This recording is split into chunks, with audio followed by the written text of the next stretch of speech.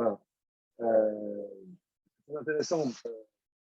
Cet endroit-là où je suis, c'est un endroit très, très humide. Et, et donc, et les arbres, les fleurs, c'est très fort. Et on voit, il y a une nature incroyable, quoi. Tout est très vert, très, il y a des fruits très sucrés, etc. Et si on réfléchit bien, ça rejoint une idée principale de la vie, c'est que dans, le monde est fait de deux opposés, euh, la droite et la gauche. J'ai des Goura,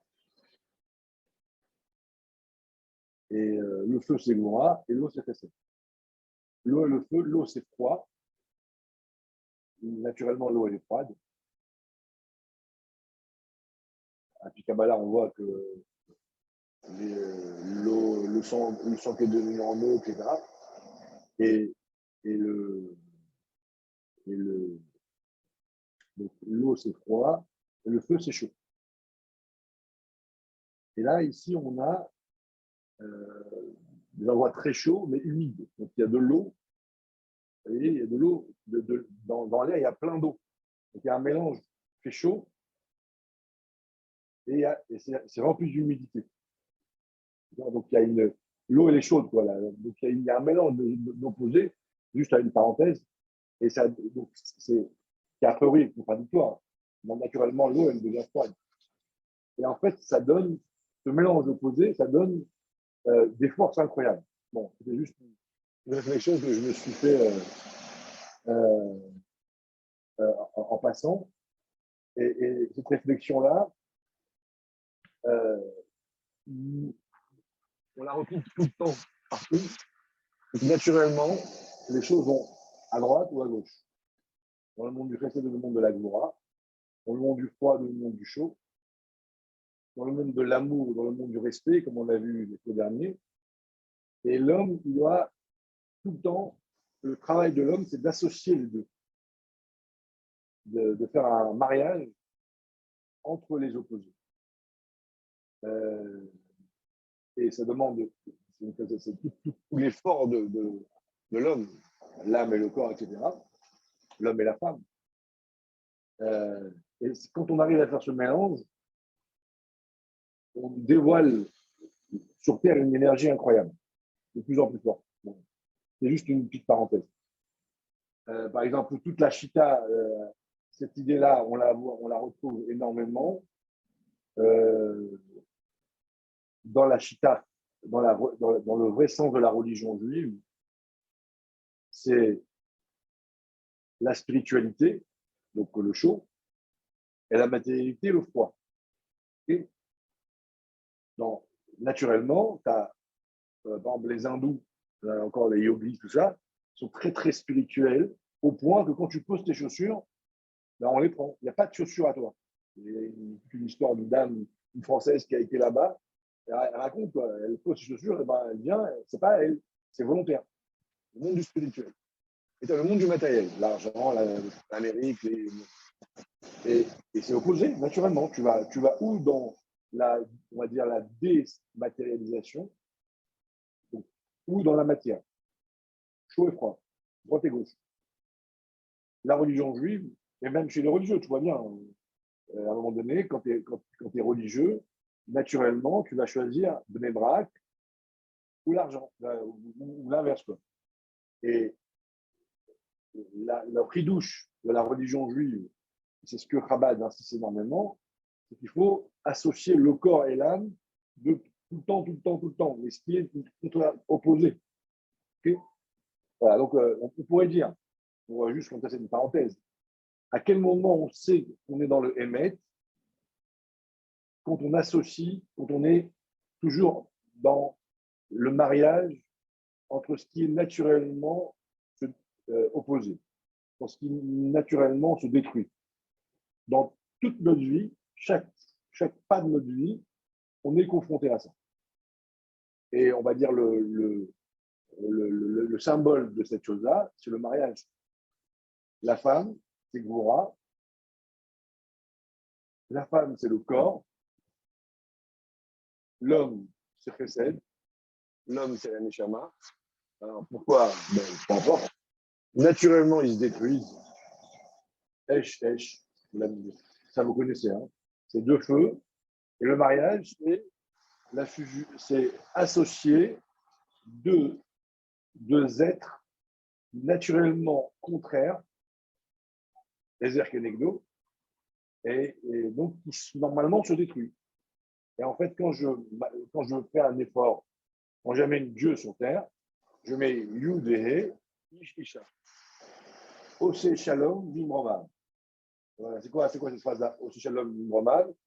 Celui qui fait la paix dans les cieux, ben, on dit que c'est l'ange Raphaël, l'ange Gabriel et l'ange Michael.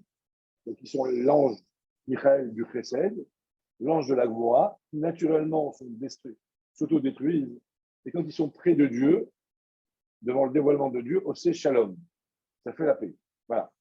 Donc, c'est un signe, on va dire. Alors, donc en réalité, si on veut, à chaque fois, on doit se demander, si vous voulez, à chaque fois, on doit, dans tout ce qu'on fait, dans le bien, hein, le siman que je suis dans le Emet, le siman que je fais le Raton Hashem, c'est quand j'associe les deux choses. On peut trouver des milliards d'histoires. Il y avait en Israël, il y avait à Tzfat, mon fils il m'a raconté, il y avait deux rabbinim là-bas, un très fort en Gemara et un très fort en Chassidut. Et le rabbi, les deux, il a dit, je vais enseigner Chassidut, il a dit, je vais enseigner Gemara. Le rabbi, il lui a dit non. Celui qui était fort en Chassidut, il lui a dit, fais Gemara. Et celui qui était fort en Gemara, il lui fait Chassidut. Voilà. Et c'est toujours aller contre, on va dire, ça, entre guillemets, on va dire la nature qui est en moi. Bon. Alors attention, hein, avec intelligence, avec pédagogie, avec simcha, etc. Aujourd'hui, je vais être plus terre à terre et je vais vous faire un sujet vital, comme souvent le dimanche matin. Voilà, ce sujet-là, messieurs, je ne sais pas si dames ou pas, c'est un sujet dramatique. Donc voilà, il faut vraiment l'enregistrer. Donc je ne l'ai pas totalement terminé, enfin plutôt je vais à peine commencer. Mais vraiment, bon, vous allez comprendre pourquoi je dis ça. Et c'est un peu la continuité du cours qu'on a fait sur le respect et l'amour. Donc en fait, je vais vous expliquer. Il y a deux formes de cours. Oui, plutôt il y a trois formes. On pourrait dire même 15, mais on va essayer de s'arrêter là. Il y a ceux qui apprennent pour avoir des informations. Il y a ceux qui apprennent pour agir. Donc, ils apprennent des halachot, des minagim.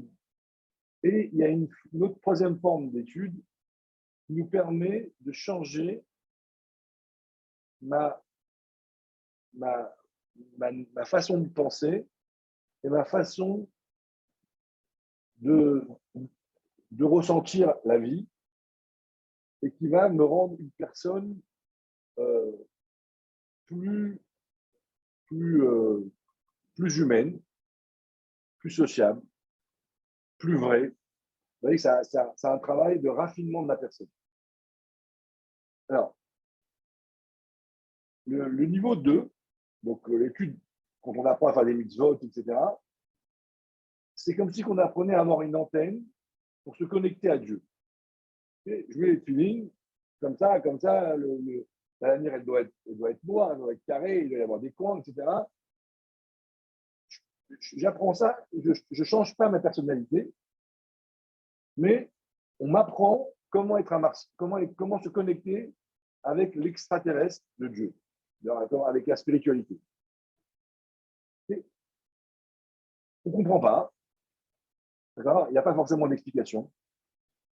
Mais si tu mets les tulines carrées noires avec tel parchemin, Dieu il se dévoile en toi si tu les mets la journée. Ah. Ça, c'est, on va dire, l'étude euh, on peut appeler ça religieuse, mystique, pas mystique, religieuse. Comment faire venir Dieu sur terre? À travers des actes incompréhensibles. Un troisième niveau d'étude, et je ne veux pas sous-estimer l'un ou l'autre, attention, c'est je suis un homme, la Gemara dit par exemple, un homme qui n'apprend pas la Torah, il déchirera sa femme comme un lion déchire sa proie. Ça veut dire quoi? Ça veut dire que l'être humain, naturellement, il a une nature destructive qui est tendue.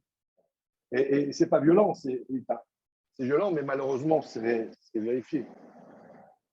Juste dans la même lignée que la question, ça veut dire, si on prend les choses vraiment, voilà, simplement, bah, n'importe quel couple de gens fry, même gentils, bah, en fait, ils n'ont pas de shalom bayit qui existe, quoi.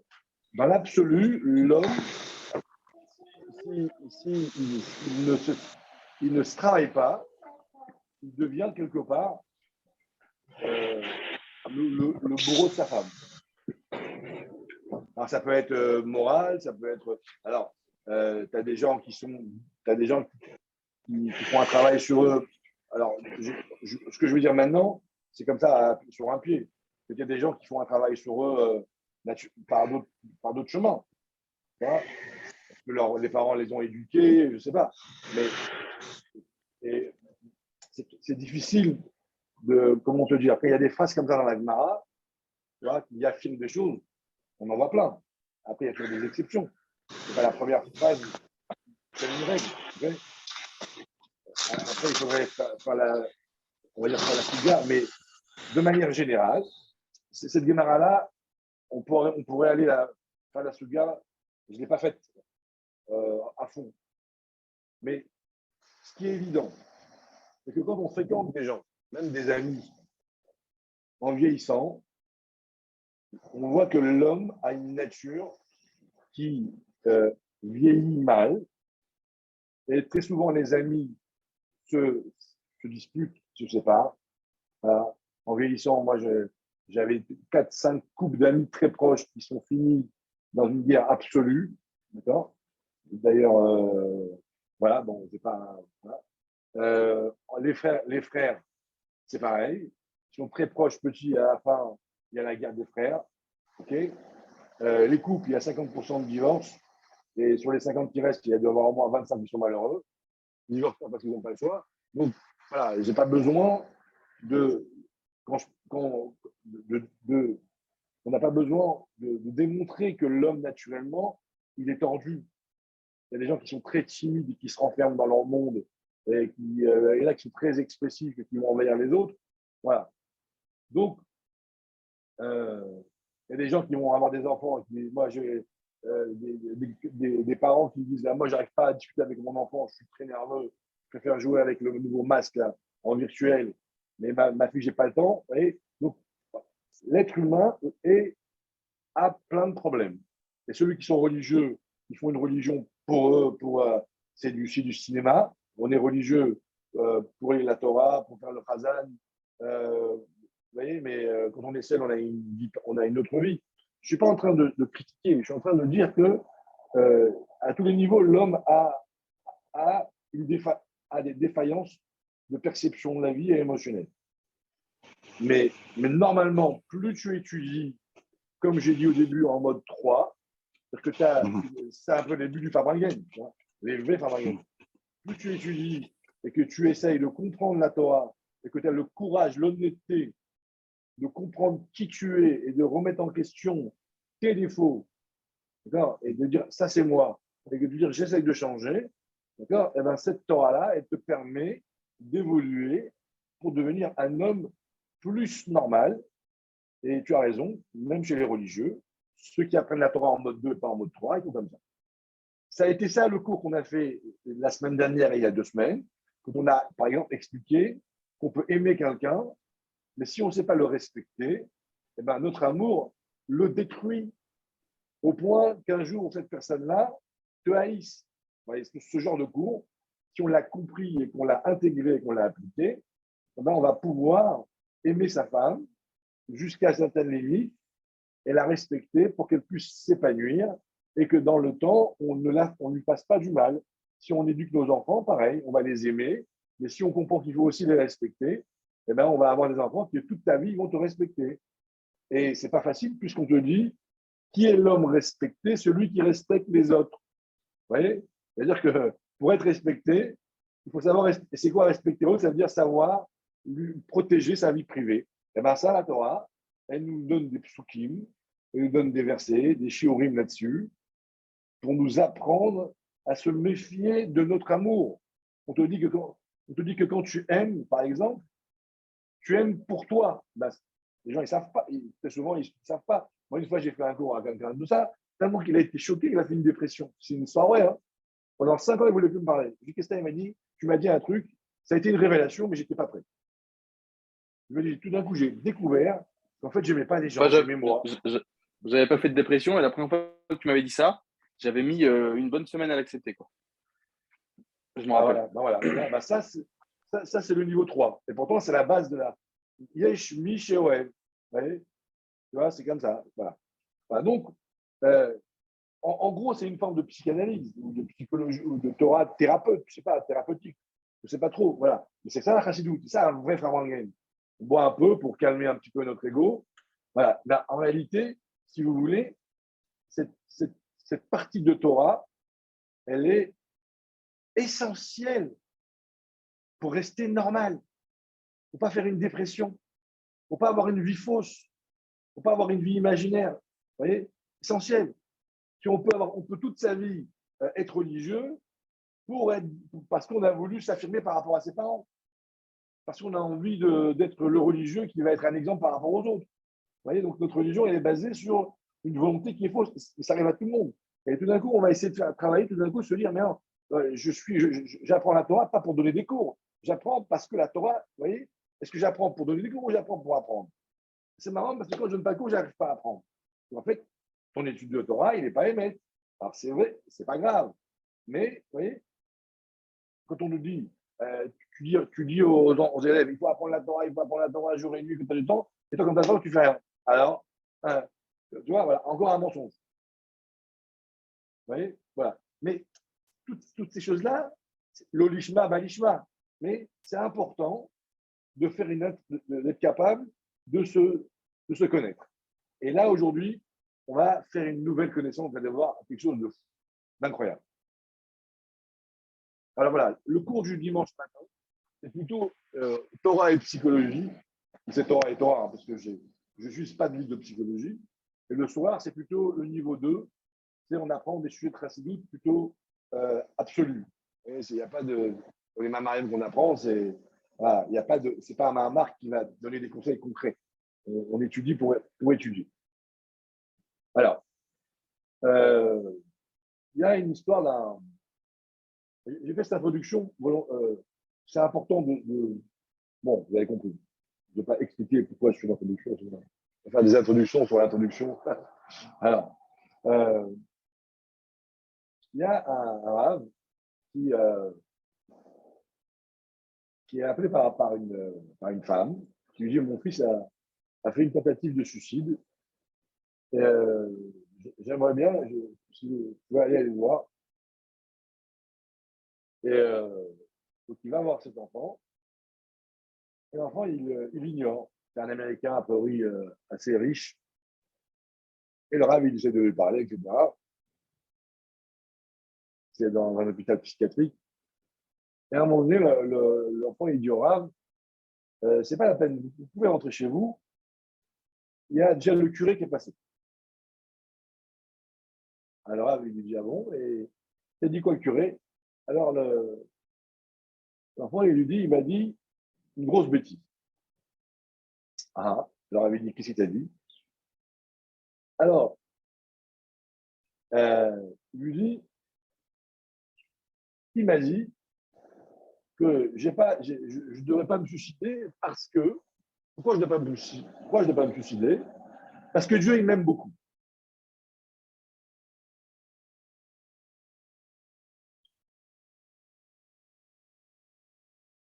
Et le rêve, il lui dit, t'as raison. Tu dis que le curé, c'est une vraie bêtise.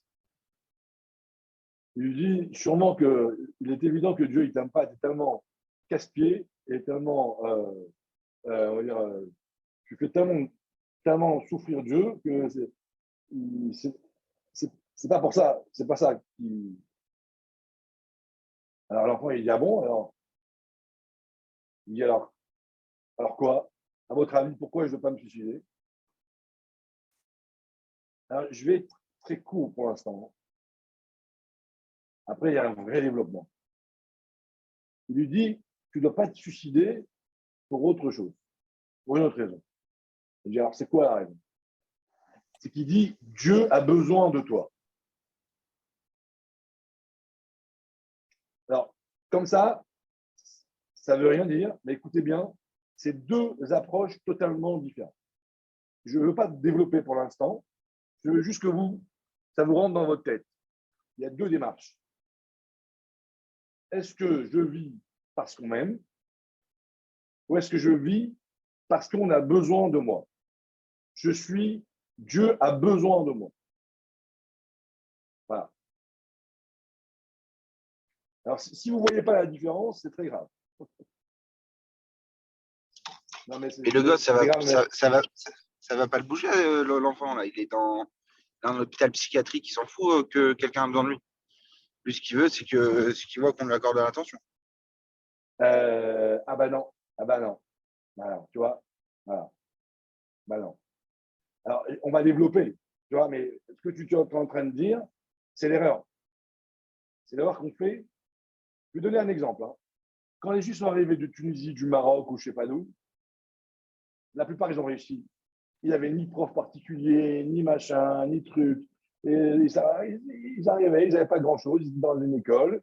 Et grâce à Dieu, tu vois, les gens, ils se sont bien sortis. Aujourd'hui, grâce à Dieu, les gens, ils ont plus ou moins les moyens. Et on a ça, et on a des profs particuliers, et on a ci, on a ça. Et il n'y a pas, tu vois, il y a les parents, tous les parents sont désemparés. Tu vois, ils n'arrivent pas. Et tu vois la mère qui dit à son fils, je t'aime, tu es important pour moi, etc. Ça ne marche pas. Tu vois, ce que tu dis là, ce que tu dis là, c'est une erreur très grave, mais qui est le curé, il a dit. Alors, donc, déjà, il faudrait dans la tête avoir ces deux mots-là. Et si vous analysez bien tous là, tout ce qu'on est ici, à quel moment on est très efficace? On a un objectif. Quand on a besoin de nous. Non. Quand tu fais un chiour aux petits jeunes à Créteil, on a besoin de toi. Quand on a fait un chiour là-bas à Paris, on a besoin de lui. Et je ne sais pas tout le monde ce qu'ils font. Regardez la puissance, à ce moment-là, on vit. Mais si notre femme elle te dit, je t'aime, reste avec moi. Tu dis non, j'ai mon cours. Vous voyez, alors déjà, ou l'inverse. Hein. Je dis, mais je ne comprends pas. Vous voyez, le sens, ou même un ami, vous voyez, le sens, à quel moment la vie prend son sens quand je suis ici. Alors maintenant, je vais vous dire, après on va développer plus, hein, mais juste, on le sait ça, mais on le vit comme un peu, et sans conscience. Et on le vit presque, on a honte, tu vois.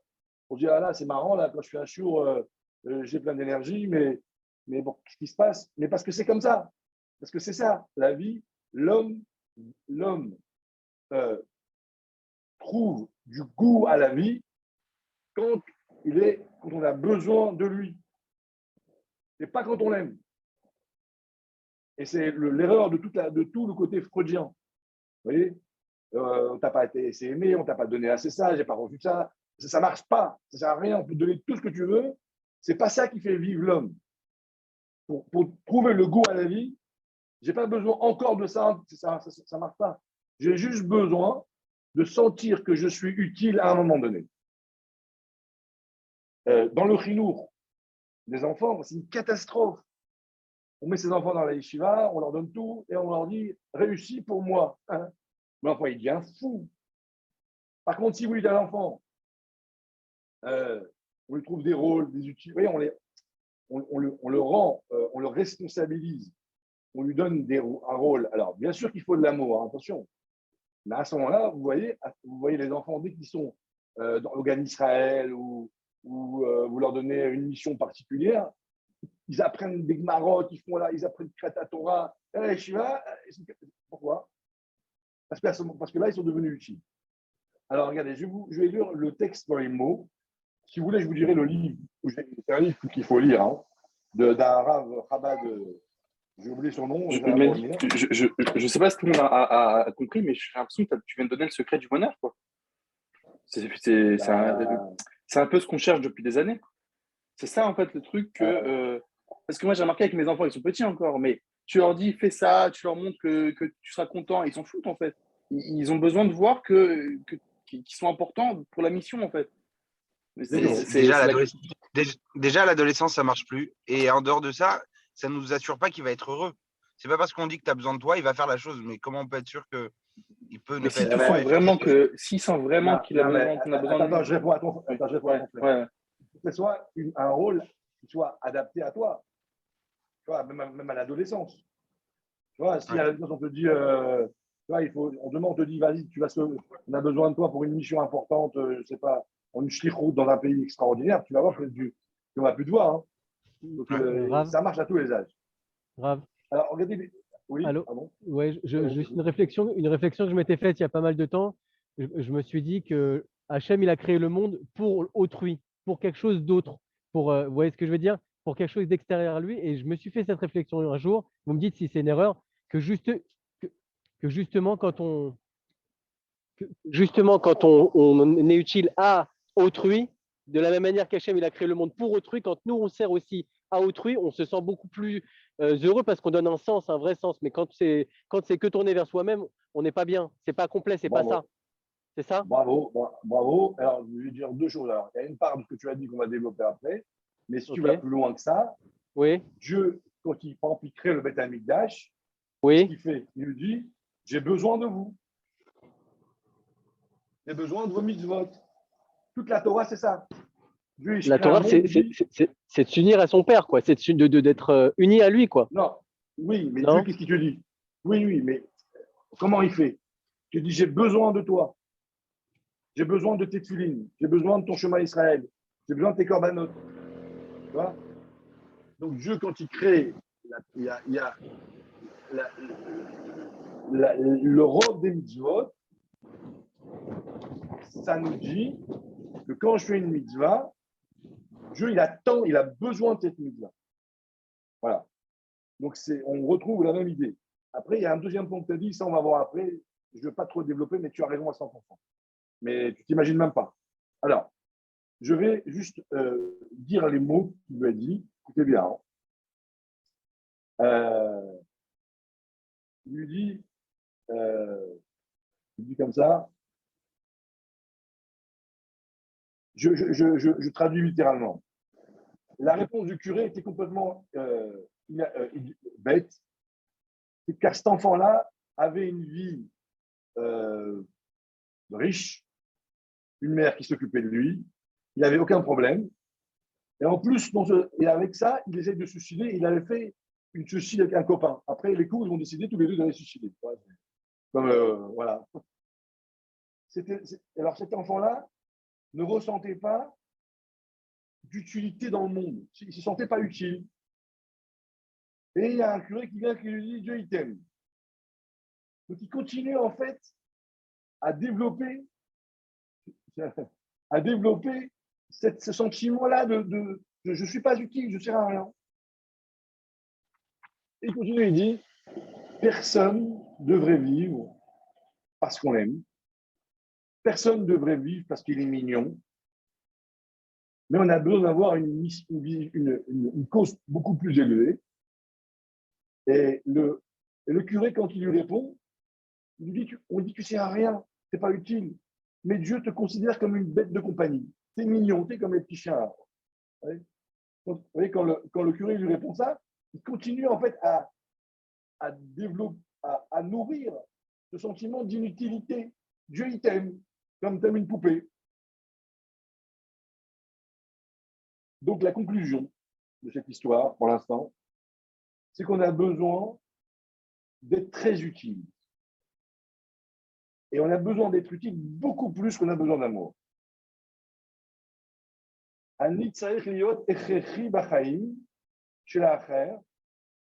J'ai besoin d'être indispensable dans la vie de l'autre, beaucoup plus que le fait que l'autre s'occupe de moi. Être un héros. Vous voyez? Alors, si vous voyez dans un couple, à quel moment l'homme se sent important? Alors, c'est sûr que si on va faire les poubelles, bon là on rentre dans un domaine.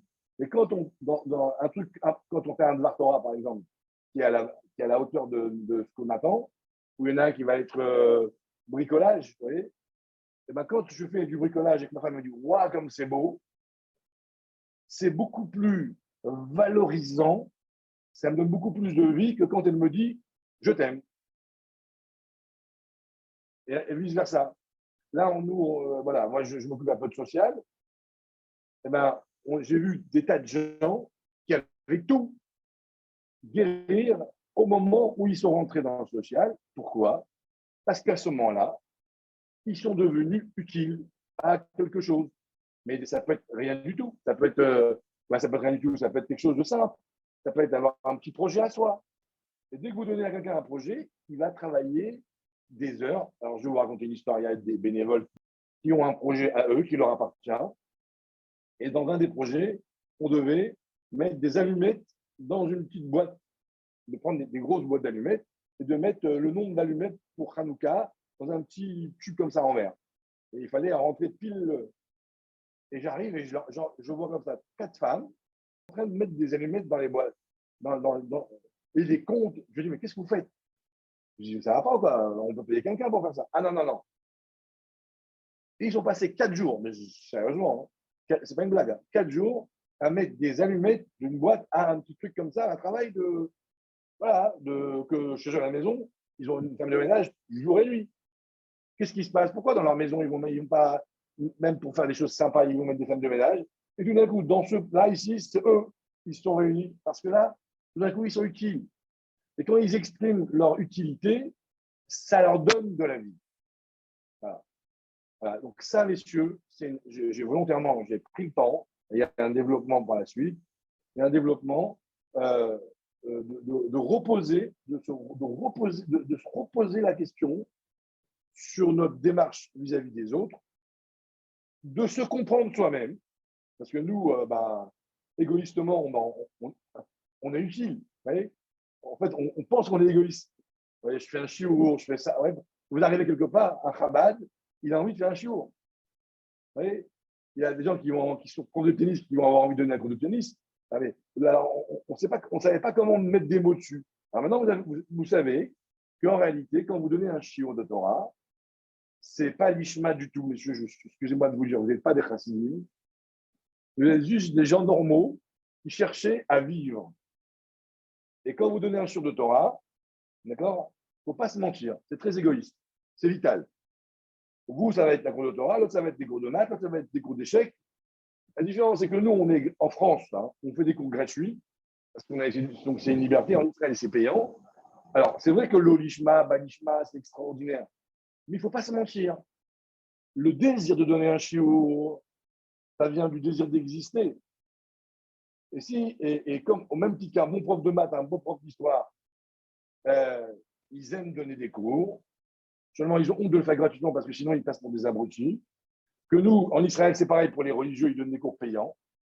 C'est comme ça n'existe pas gratuit. Nous, on a la chance, on peut faire des cours gratuits sans être abrutis.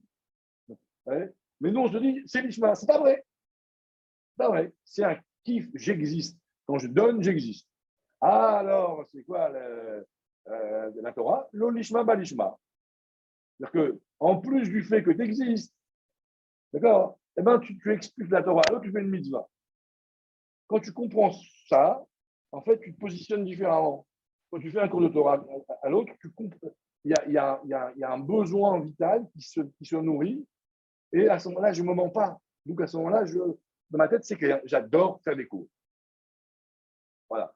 Et il y a une question en bas. Qui dit quoi? Du coup, c'est bien de vivre de cette dépendance. Alors, est-ce que c'est bien de vivre de cette dépendance? Ben, en fait, il n'y a pas le choix. Hein. Après, il y a des Bah, j'avais limites. la même question. Ça veut dire que le jour où les gens te font sentir qu'ils n'ont plus besoin de toi, tu fais quoi? Tu fais une dépression? Ouais. Alors, oui, et quand je dis oui, ça veut dire c'est une grande souffrance. Mais Mais ça, tu le sais très bien. On le vit tous. Le jour où on n'a pas on n'est pas utile à quelqu'un, à sa femme, à ses enfants, à ses amis, c'est extrêmement douloureux. Après, il y en a qui Donc, on est sont. dépendant des autres. mais À non, mais 100%. Exactement. Je n'ai pas dit que c'est mal. Je dis que c'est le j'ai pas parlé de mal, teva hein. oui, ou exhibitionniste, hein. Le teva d'un homme est vital, essentiel, comme respirer, comme manger, c'est de se sentir utile. Donc, quand moi je suis un cours de Torah, alors j'essaye de faire l'ishma, etc., mais je t'avoue que je prends un plaisir important et ça me fait exister, de donner un chiour à des gens qui m'écoutent et ça nourrit en moi, on va dire, ben, le besoin d'exister euh, comme je pense tous les rabbinim du monde le font, et même les rabbinim comme le rabbi, qui sont des tzadikim gdolim, et aussi prennent du plaisir à enseigner. La différence entre le rabbi et moi, c'est que le rabbi, son plaisir, il est à 100% caché, comme le rabbi qui mangeait de la bonne viande et du bon vin, que moi, mon plaisir, il peut être beaucoup mélangé avec de l'ego, et je dois me méfier de moi énormément. Mais le fait de prendre du plaisir à quelque chose qui correspond à sa nature n'est pas mauvais, mais c'est un besoin au même titre que, on va dire, un professeur de faculté ou une maman qui fait des boulettes et qui dit ils sont bonnes mes boulettes, ils sont bonnes, ouais, et que vous dites, ouais, eh ben, moi je fais un cours de Torah en essayant de ne pas dire des boulettes et il n'a jamais fait des boulettes. Et il y a un plaisir de donner qui est égal. Voilà. Et c'est important de le comprendre parce que quand on donne, quand moi je donne, je dois avoir conscience que vous aussi vous avez envie de donner. Et si moi j'enseigne à mon enfant la Torah, et je lui dis écoute-moi, mais à quel moment on l'écoute à cet enfant? À quel moment mon enfant a à un moment donné pour exulter son besoin de donner? Et si je dis je te donne tout, mais j'en ai marre que tu me donnes tout, je veux donner moi aussi. Je tape mon frère, voilà, là j'ai donné. Je casse en verre. Parce qu'en fait, on ne l'a pas laissé exister. Pareil pour ta femme, tu lui dis écoute, moi je travaille, toi tu es à la maison, tu es snew, tu es tzadéket, tu t'occupes des enfants. Mais à un moment donné, la femme va faire une dépression. Pourquoi? Parce qu'elle n'existe pas. Tu sais combien de personnages, d'hommes riches ont dit Mandy, s'il te plaît, trouve à ma femme un rôle. Je dis, je ne comprenais pas, ils se foutent quoi. Ils ont cru que j'étais. C'est quoi ça? Ah ouais, alors je le fais. Et à la fin, j'ai compris que. Parce que ces femmes-là, ils avaient tout, mais ils ne savaient rien. Et on leur donnait un rôle, mettre des allumettes dans une boîte. Bon, c'est pas comme ça, hein, c'est caricature, mais c'est leur projet, etc. Et bien tout d'un coup, le gars, il m'a dit merci. Je lui dis quoi, merci? Il me dit ma femme, elle a revécu. Donc, à quel moment vous donnez à votre femme l'opportunité d'exister en ayant un rôle à la hauteur de. Parce que c'est pareil, vous, tu vas te mettre 3 heures à préparer ton cours de Chassidoute, mais quand tu as de faire des courses, je n'ai pas le temps. Tu es sur la photo en train de, je ne sais pas quoi faire. Pourquoi pour le cours de Chassidoute, tu prépares 3 heures et pour aller lui rendre service, c'est peut-être aussi une mitzvah importante, tu n'as pas le temps. Parce que quand tu fais un cours de Chassidoute, tu donnes à la hauteur de tes capacités, donc ça te fait vivre. Par contre, quand on te demande de changer les couches, de faire la poubelle, de lâcher du pain, tout d'un coup, tu as un grand sadique, tu as autre chose à faire. D'accord? Parce qu'à ce moment-là, tu n'existes pas. Et bien, il faut que ta femme aussi ait un rôle dans sa vie, à la hauteur de ses capacités, et il faut qu'elle ait un rôle qui fait qu'elle existe. Faire un chiour, aller, je sais pas, faire du sport avec ses copines, j'en sais rien, ou chacun, je ne sais pas, hein, voilà. Et ça, si on a compris cette technique-là, eh ben, en fait, on va donner aux gens la possibilité d'être heureux en les poussant eux aussi à donner, à faire. Et ça, malheureusement, c'est rare.